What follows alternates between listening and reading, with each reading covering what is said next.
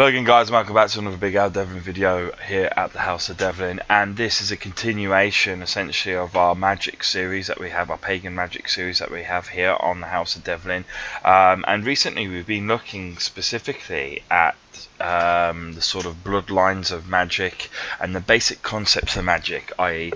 you can't cast it or you can cast it. You're born with the ability to do magic or you're not, simple as that. And also looking at obviously the sort of tools of how to cast magic, that basically ceremony isn't required but helps enhance magic, and we'll be looking a little bit further in detail at the sort of tools that can be used in magic, but only by those, as I say, who can practice magic naturally anyway. It doesn't give you magical abilities, you know, having certain things doesn't give you magical abilities, but it can enhance and strengthen one's abilities and deepen their abilities, so that they're able to perform magic to a much greater degree. However, at the end of the last video we were talking about the certain bloodlines that exist, and those bloodlines belonging to, of course, or heralding from Jotun, or giants essentially, which are one of the tribes of gods within Nordic pagan mythology, belief systems.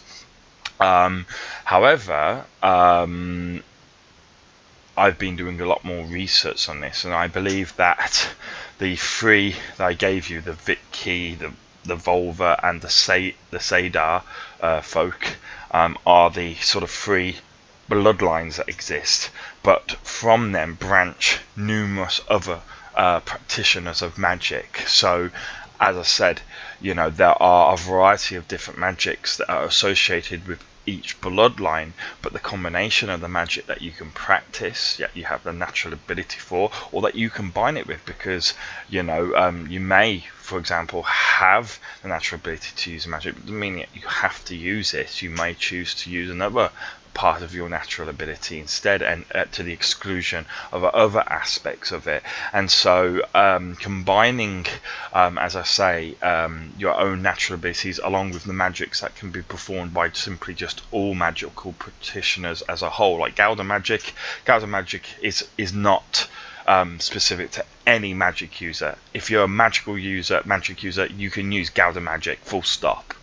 Every single magic user that I know of, at least anyway, or I've read about, and as far as I understand, can use Gauda magic. So for example, when you combine it with Gauda magic, you could in theory be given the term or the name instead of seiderfolk of something else, for example. And so in my research, what I found is a lot, and there's dozens more apparently floating around, but I've found as many as I could. Many different names for different types of magic practitioners that existed and were known of within pagan times.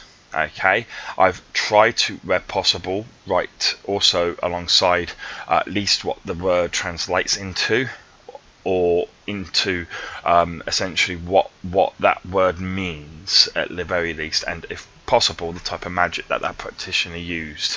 But as I say, these, I do believe on the whole, are basically sort of branches of the three main type of magic practitioners that I discussed, as I say in the previous video. As I say, the seiderfolk, the vitki and the volva.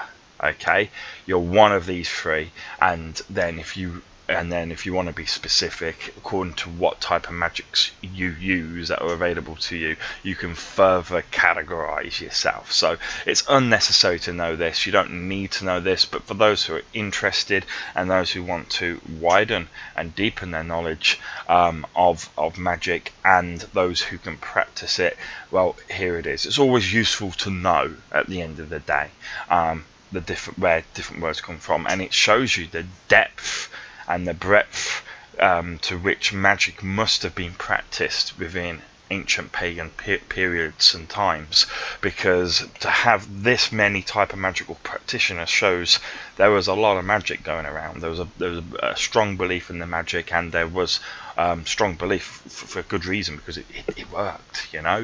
And there is actually reference to here to giants once more, actually, during when I was looking at the types of casters, you know, the spellcasters that you would have, the magic users. There is actually reference to female giants specifically, and so, you know, remember in that previous video we had the idea of, I thought they just assumed that it must have been a male giant who, you know, had obviously bred with humans and allowed their children to be integrated into clans. It seems actually that perhaps it was female giants that did it.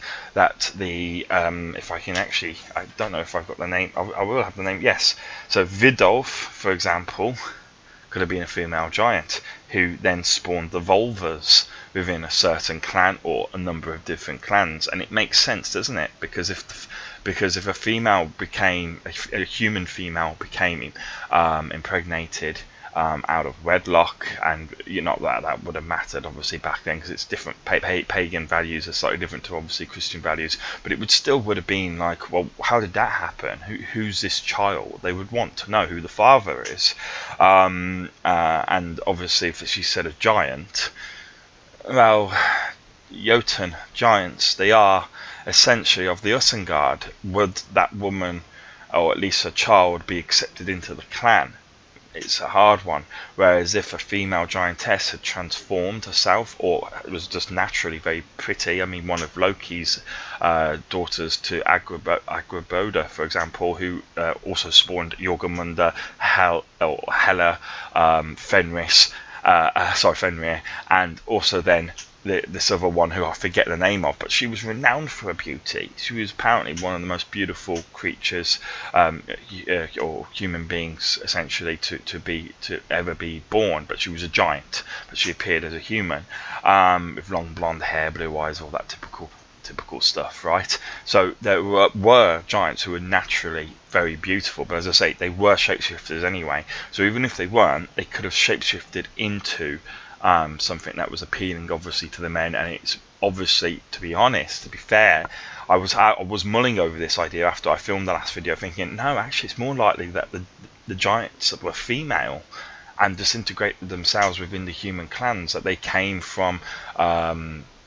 Jotunheim, or found a way to permanently reside within Midgard, or visited when they could, when the veil was weak between Jotunheim and Midgard, and that way they only interacted with certain clans who are near that sort of thin veil, so to speak, and then they became integrated within the clans, and when they disappeared, the children were fostered and looked after by the clan. Or if they could, as I say, remain within Midgard on a permanent level, then they would raise them along with obviously that other offspring, and then, you know, perhaps when they don't show the signs of aging, they just move on to the next clan and do the same. And this is how magic essentially got into the pagan bloodline. And as I say, Vidolf, I thought was going to be a male, could be a male giant still, but Vidolf could very well, and it does sound to be, through further research, that Vidolf, Vilmaida and Svarthofdi were actually female giants. And it actually, or certainly Vidolf, I could imagine being a female giant, a giantess, because of course Vidolf spawned the volvas, and the volvas, or the Vala, are typically, you know, seen as a magic practice only by women. Men did have the ability to practice it, but it was seen only to be socially acceptable to be practiced by women only. And so, actually, perhaps being, if the Vidolf was the spawn, or the origin essentially, the giantess who spawned this bloodline was a female giant, and the other two are male, it could be the reason why there was a sort of gender bias, so to speak. But I actually don't believe that's the reason. I think they were probably all female, and the reason for the gender bias was just society at the time. It's as simple as that. It just society at the time.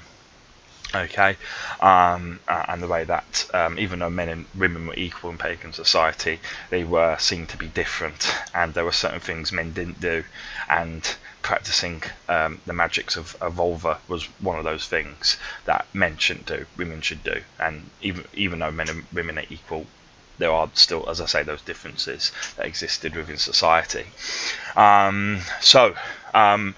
I've spoken enough about what we've already spoken about as a little introduction into what I'm about to talk about, because what I'm about to talk about, to be honest, isn't going to take too much longer. It's really just a list of names or terms and their translations as best as I've been able to make of them.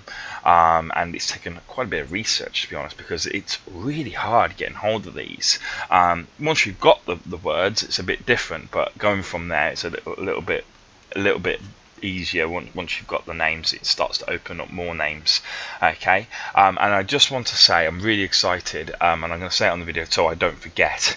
Once I've gone through these terms in one of my future videos, well, two of my future videos, as I say, I'm going to go over the tools that you can, and the ceremonies, if you wish, or the rituals that you can use in magic to help yourself. Even though these do not give you magic, they can sometimes help, and the ones that are bullshit are the ones that are actually grounded in reality to some extent and can help.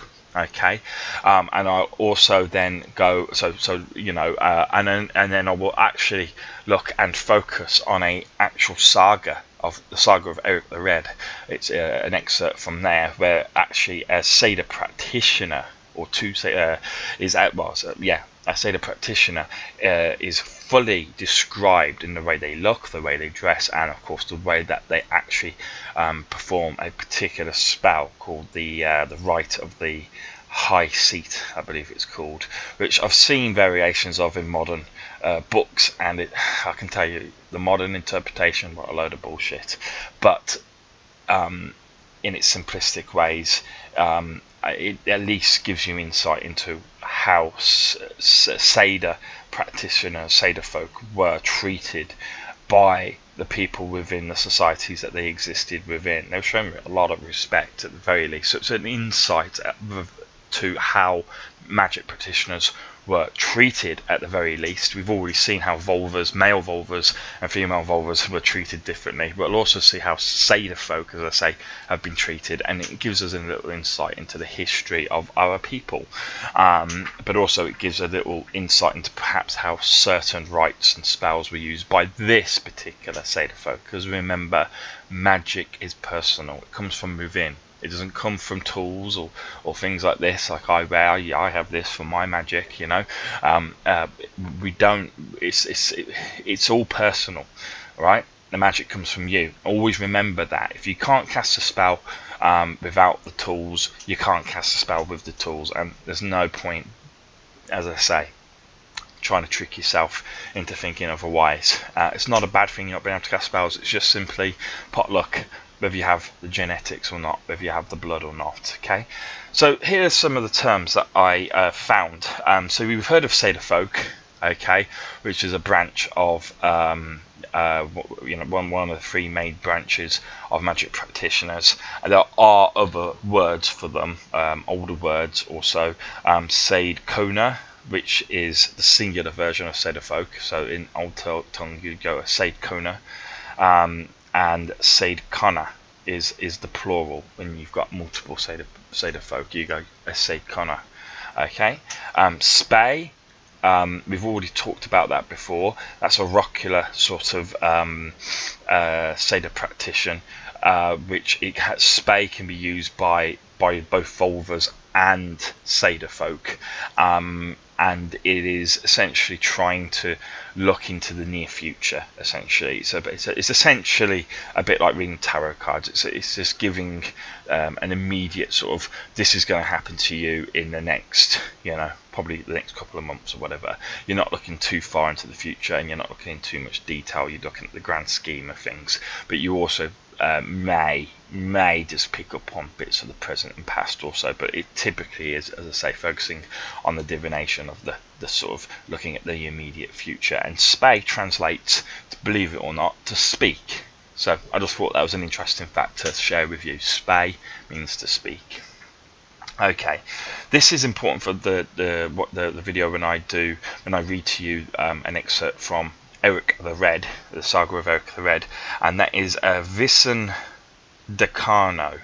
A Visan Decano is a type of magic practitioner. Okay, a magic practitioner that uses the voice of song, essentially, to bring spirits into a room or into an area.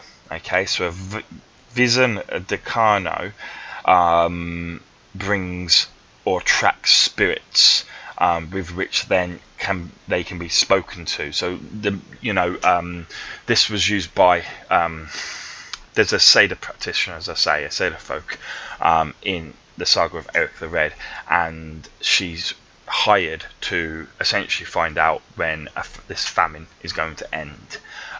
Just to summarize, okay, and to perform her magic, she needs to commune with the spirits. So seiderfolk, that's proof already, weren't just interested in reading fates and placing curses and messing with people's emotions and that, and I'll be going into what the different branches were capable of, focusing on seider magic, because obviously I'm a seiderfolk myself, so I've researched it in depth, and I want to share with you the breadth of magic that is available to a seiderfolk, or to the breadth of magic that can be available to a seiderfolk if they are able to cast all the different types of magic mentioned, but they can place curses, so on and so forth. But for this ritual that she was doing, which is essentially the high seat, she was communing with the dead. She was speaking to spirits of the dead, of the ancestors, and gaining answers from them, to gain answers about the immediate future, which is interesting. Okay, so sometimes seider practitioners don't just use their natural ability to interpret the fates, they will actually use spirits also to give them answers, or perhaps more definitive answers at the very least. So, and to do this, they actually have to work in conjunction with a Visan Decano. A Visan Decano summons the spirits, and then the seiderfolk talks to the spirits or communes with the spirits, which is interesting. It shows you the limitations of the seiderfolk also.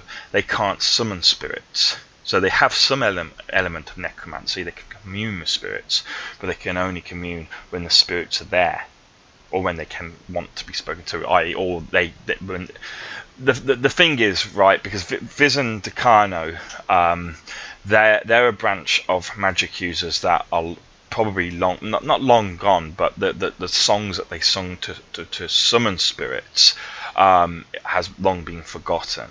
Now, it probably doesn't matter. The song itself probably doesn't matter. I mean, the language that it was sung in is dead anyway. It's evolved into the modern Scandinavian languages, okay? But it doesn't really... I think you could probably sing in English any song you want, but as long as the will is there and you have the ability, you're born Visan Decano, as I say, you should have that ability to be able to bring spirits into the area that you're talking about. And the Visan Decano may actually be what modern day mediums, genuine mediums, because remember there's a lot of fakes out there, but there are genuine ones out there, but modern mediums may actually be Visan Decano. Well, no, mediums actually commune with the dead, don't they? So it can't be. But Visan Decano would be a useful tool for a medium to have, because they can actually summon the spirits.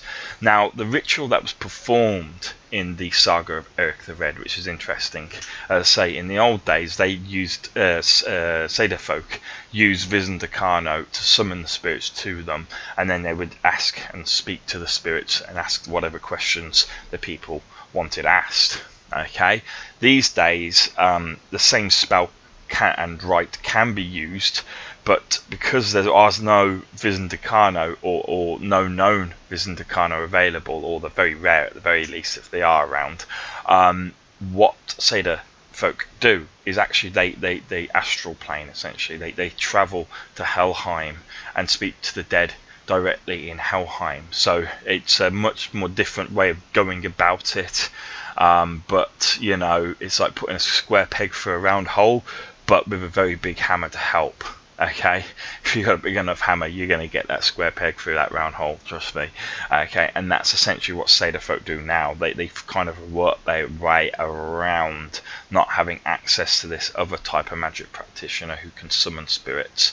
And so because the seiderfolk can't summon spirits, they're like, oh, well, instead of going to somewhere where the veil's weak, like maybe a graveyard or something, and obviously you got to speak to certain spirits and that, so whether they'll be there or not, who knows, they just travel to Helheim, which is something that seiderfolk can do. They can astral, they can travel between the planes by going into trance. Okay.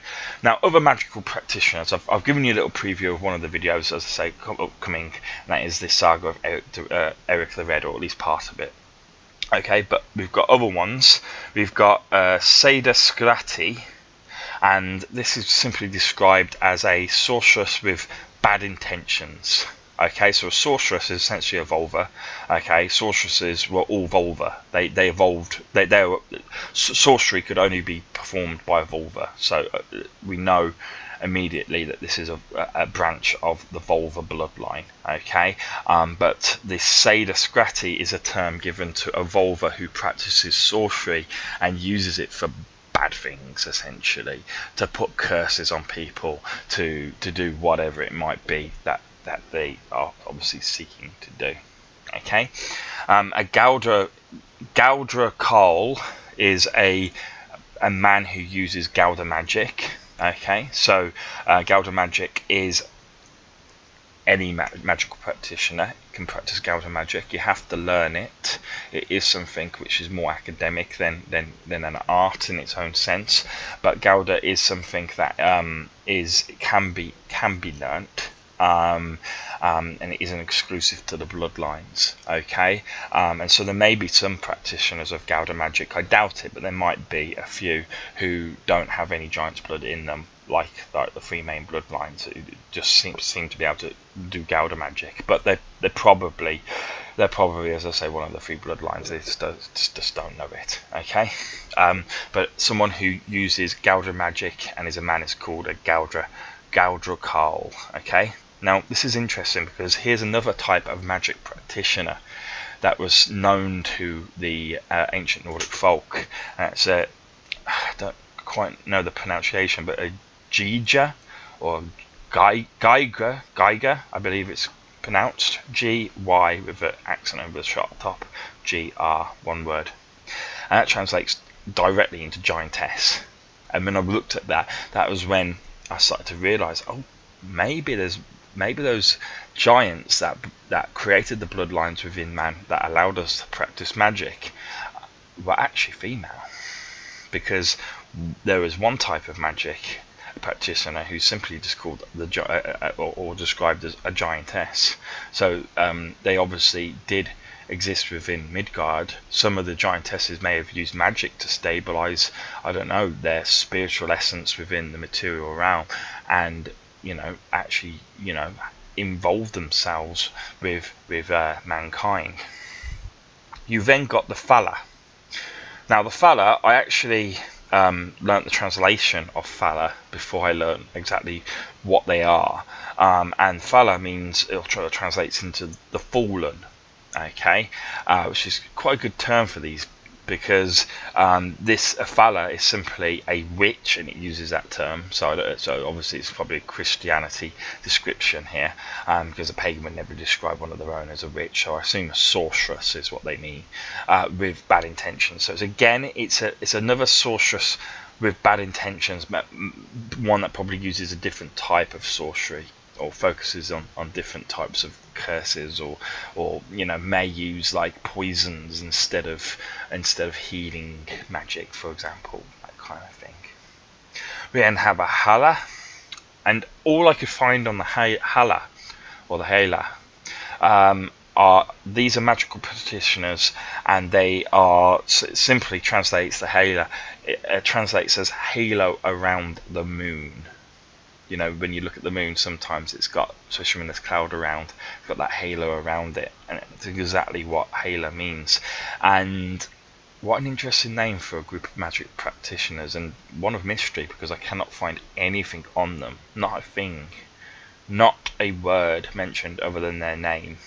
Okay, and then obviously I translated it. So interesting. Obviously these are magical practitioners that would have based their magic most likely around the moon and the cycles of the moon. Okay, which is not unheard of for pagans. Okay, then you have the skas, which again came up with the translation of witch under numerous sources, and I hate that word because it is it's a derogatory term. It would probably just mean sorcerer, but I actually found it scarce. It was very hard to find information again on it. It was a bit like the Halo, very hard to find it. All I got was that. But the one thing that I found was dug really deep was the fact that it actually translates into oracle. So a skas would be an oracle, okay, and they, I think, were basically magic practitioners who practiced spay or seider magic, at least one of the two, but remained within their sort of village and used it to, or their hometown or whatever, or wherever they lived, they remained within one certain area, whereas most seiderfolk travelled. Okay, they didn't stay around in one area too much. They like to travel typically. We then have the Hader. This is a sorcerer or sorceress with good intentions, so someone who uses sorcery for good stuff. Of course, the thing is, no one is neither good or bad, and as I say, these kind of good bad terms are almost Christian words, you know, but typically has good intentions, essentially, i.e. is more creative with their magic rather than destructive. But I have no doubt that these would not hesitate to use a curse if they needed to. Okay, it's just on the whole they would specialize in healing or, you know, manipulating the weather so that crops can grow, rather than doing the opposite, of course. Okay, right, there's another word here, and again, this is the last of the ones where I'm going to be like, well, there wasn't that much on it, other than it simply translates in. Actually, did translate directly into sorcerer. So there's lots of different types of sorcery and practices of sorcery. Obviously, sorcery was probably quite a very wide sort of block of magic, which had a lot of opportunities, lots of different kind of spells and that available to it, and so you probably had to specialize in a certain type of sorcery, I imagine, to get the most out of it. You know, you may be a jack of all trades, and maybe that's what one of these sorceresses is. Maybe it's what this one is, because it simply just describes it as sorcerer. So someone who probably practices all forms of sorcery but doesn't specialize in either curses or healing or, you know, anything along those lines. Okay, and that is, give me a minute here because this is a mouthful. You'd win Scrabble with this word, let's put it this way, and that is the Fioking Iskona. The Fioking Iskona.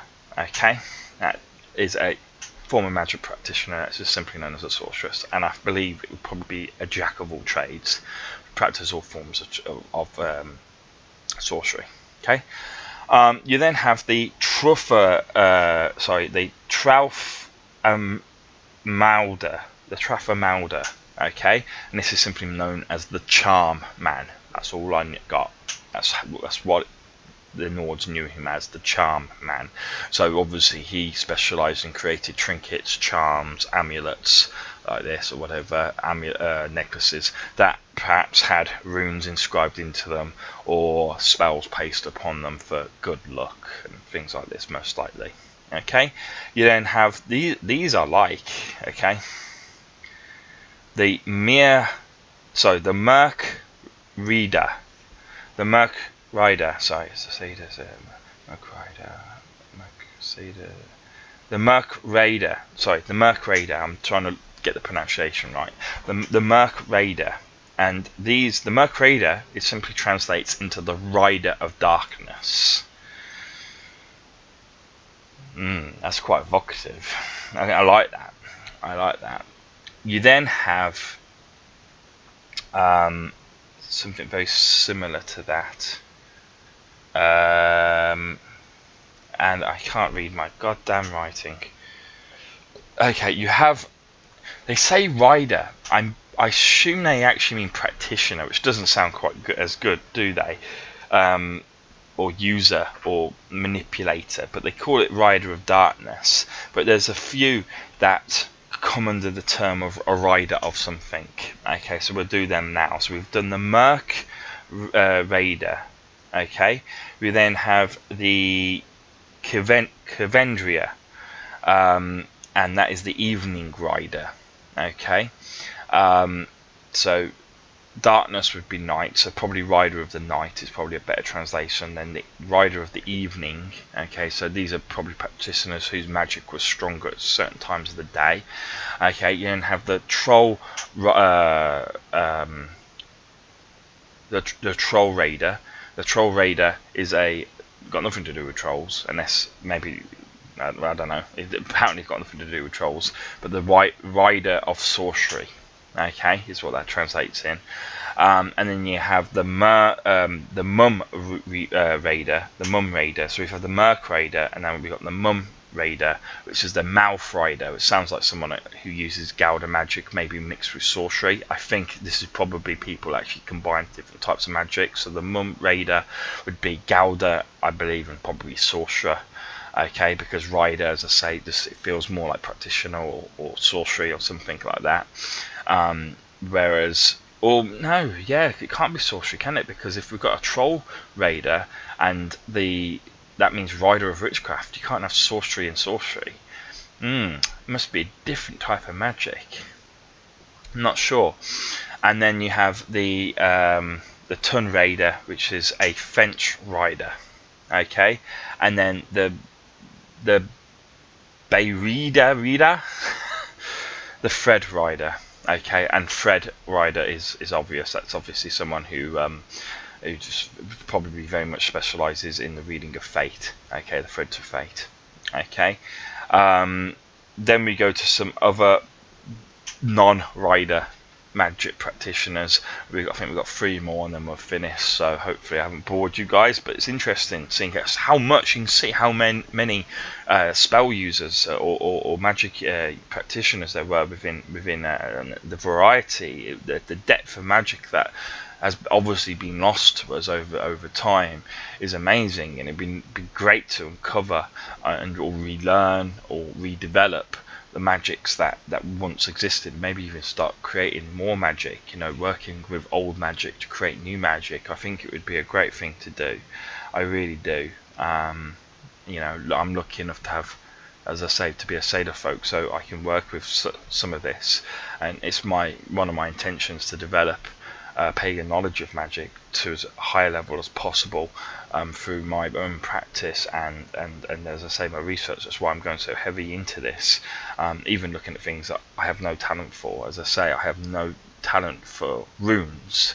I use runes as a focus, as I say, in my Seider practice, but I don't use rune magic. There's a difference. I don't have rune sight, and when I cast the runes, if I was to take the runes out of a bag and put them in front of me, I have runes that I've made myself and I was to do it, I'd look at it and go, yeah, I see stones.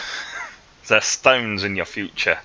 I don't see nothing. Okay, but I can immediately go into a trance. I can immediately start reading fate, and I can do other things, as I say, associated with Seider magic. And as I say, I'll go into that as this video series progresses, more in depth into what Seider magic is and all the different aspects of Seider magic, and I'll be learning it as I go and sharing it with you as I learn.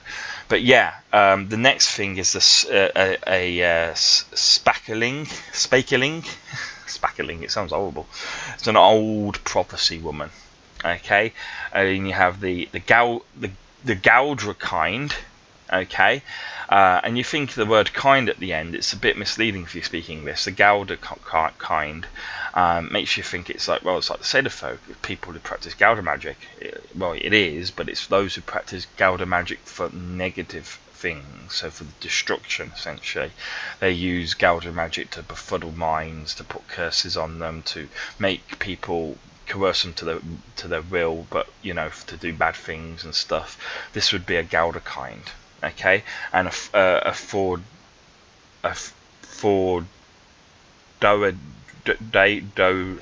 the words are so hard. I need to learn Icelandic. I need to go to Open University and do Icelandic. I've decided it. I'm picking up a lot as I go along, but teaching yourself a very hard language is very difficult. A full Daedra, we'll go with that. This is simply, again, another evil sorceress. So there's a sorceress with evil intention. Okay, so there's a lot of sorceresses there, and most of them which have names are actually, ones with bad intentions. So it seems that perhaps the ones that were given names are the ones that the Vikings didn't get on with, or that the ancient Nords didn't get on with and feared, perhaps, and so they gave them names, or to say, "Oh, keep out of those woods. There's a Gauder kind in there, stay away." Whereas the ones that they got on well with, they just simply called by the generic names, like the seiderfolk, the volva, the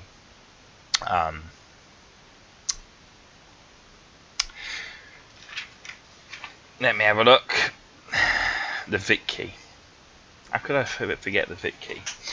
But yeah, they probably just used the generic names. But the ones that were more sort of either unusual or perhaps of the Uttengard, so we say, like to sort of use their magic for their own will and not for the better of society. They had specific names for, probably to help them hunt them down. Pagans hunting their own kind. I don't know. I don't know if that would happen, but obviously depends. If they're hurting you, then fine. You gotta do what you gotta do, right? But they certainly probably are. I mean, I'll finish on this. There is a law in ancient Nordic times called outlawry, and that's how it's pronounced, outlawry, and basically that you're made an outlaw. Okay, now what is an outlaw? It's not like Robin Hood as such, although he was an outlaw in England in the old days or whatever. Well, he's fictitious, but that he was a representative of what outlaws were within medieval England, and it's a very similar concept. Okay, and basically an outlaw is someone who is basically a no one anymore. They have lost all their human rights, essentially. They no longer have the protection of society. They now have the protection of those who belong to the Innengard. So they have no longer the protection of civilization and the benefits that civilization has, such as cities, towns, villages. And so if you are made an outlaw by the law of outlawry, which perhaps these are sort of magic practitioners, as I've gone through, as I say, the ones which are seen as negative, are ones which have been made outlaws, and that's why they've been given these specific terms, because perhaps they might be actual terms of law, that you have been tried as a troll raider, for example, because, well, that's not really a negative one, let's find a negative one. God, there were so many negative sorceresses around here. I don't want to read that one. Gauder kind, yes. Where are we? The Falla, for example. You are tried as a Falla. You are now going to either be killed or outlawed. Your choice. Most will obviously go and be outlawed. And so maybe that's why these terms exist, for the purposes of law, essentially. So yeah, maybe these terms exist. It's just a theory. It's probably a bollocks, to be honest. But maybe these terms exist because it was a way of categorizing. Because I don't see the reason to categorize your magic practitioners beyond the simple bloodlines, as I say, the vitki, the volva, and the seiderfolk. Why do you have to go into so much more detail? Well, the people who like to do detail are the people, the bureaucrats, so to speak, the ones high up, the ones who are doing law.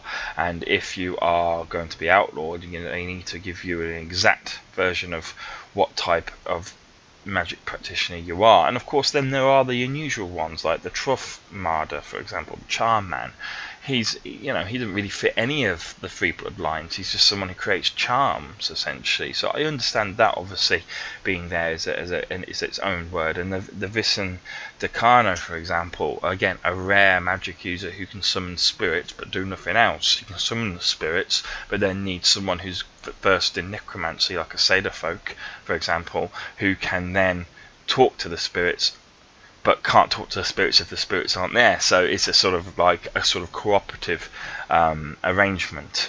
So yes, there were multiple types of magical practitioners in ancient Nordic periods. They were very well categorized. I surmise that possibly maybe because of laws, not necessarily negative laws, as I say, just by outlawing them, but also to categorize the ones so that they know who are the good ones, and they were, as you can see in the videos upcoming, like with the saga of Eric the Red, very well respected. They were treated well. They were not. They were feared, but they were also seen as, if they were on your side, you give them what they ask, essentially, as long as it's within reason, I suppose. But there was never any argument, and they were treated very, very well, for all things considered. You know, they were the bosses. When you asked them to come and do a spell for you, if they said do that, you did it, and you went to any means necessary to get it done. Is pretty much what I read into the saga. So these magic practitioners were very well respected, and I wouldn't say powerful, because I wouldn't say that would have political power in that sense. You know, I doubt it'd ever become an Jarl or a king, but you know, nonetheless, they would. Although, you never know. But they certainly were. Certainly well respected, and as I say, well categorized and well known. Okay, I've gone on enough there, guys. The next video will be the tools that I use so far, because it will increase over time. It may even decrease over time, but it will change at least over time. The tools that I use, and the methods that I use, and ceremonies or rituals, whatever, that I use to help me practice Seider magic. And I'll be sharing that with you, because I'll be giving an explanation for why I have each thing, and I'll also be referencing another saga where a seiderfolk is fully described. It's in Eric the Red. Actually, it's the same saga, but I'll be describing her in there and explaining that this is not, even though it's seen as the gold mark for how a seiderfolk's dress, it's not. It's just her clothes. Stop reading so fucking much into it. But we'll go into that into the next video, as I say, and I'll be explaining that magic, because it is personal. What I do to help me practice my magic is not what you should do to practice your magic. There will be similarities, absolutely. You'll probably be using some of the same tools as me, but they will look completely different, perhaps, and you'll do it in a different way. But that's for next time. Anyway, I hope you enjoyed this little quick sort of terminology video. Thank you, and goodbye.